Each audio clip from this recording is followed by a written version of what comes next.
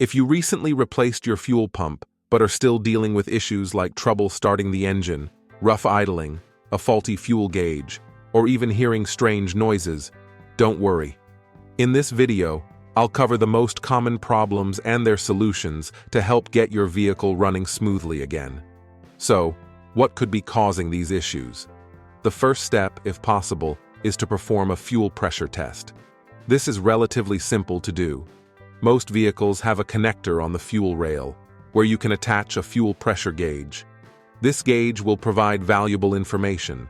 You can compare the reading to the manufacturer's specifications to see if the fuel pressure is correct when the engine is running or when it's in the on position. You can also check if the pressure holds when the engine is turned off. If you don't own a fuel pressure gauge, many automotive stores offer them for rent or for a small deposit. It's always a good idea to perform a fuel pressure test, as it can reveal important details about the fuel system and help identify potential issues. After replacing the fuel pump, there are a few possible causes for ongoing issues. The first is a clogged fuel filter. The location of the filter can vary. Sometimes it's located inside the gas tank with the fuel pump, and if that's the case, hopefully, you replaced it when you swapped out the pump. In other vehicles, the filter may be inline and positioned underneath the vehicle, along the frame or elsewhere. If your vehicle has an inline fuel filter, be sure to locate and replace it, as clogged filters are a common cause of fuel system problems. Another potential issue could be a bad wiring connection. It's possible that a wire came loose or wasn't properly reconnected during the fuel pump replacement. Inspect all the wiring connections carefully to ensure everything is tight and properly connected. A simple loose wire or faulty connection can lead to issues with the fuel pump and the entire system. The next step is to check the fuse box, as fuses can sometimes blow, especially when dealing with the fuel system. In some cases, there are relays that control the fuel pump's operation, so you'll want to check those as well. Typically, the fuse box is located in the engine compartment, and there's usually a fuse dedicated to the fuel pump along with a relay. For example, the fuse might be labeled EFI, which is a 15-ampere fuse, and you might also find a relay labeled EFI. The labeling can vary depending on the manufacturer, so sometimes it may be a bit vague. If you're unsure, you may need to consult your vehicle's manual or search online to determine which fuse and relay control the fuel pump for your specific vehicle. Next, check for any blown fuses or a faulty relay, as these can cause issues with the fuel system. Another potential culprit is a bad fuel pressure regulator.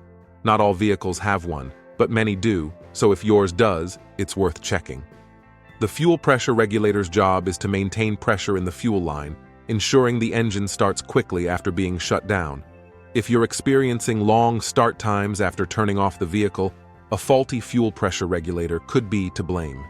To test the fuel pressure regulator, turn the key to the on position without starting the engine to activate the fuel pump.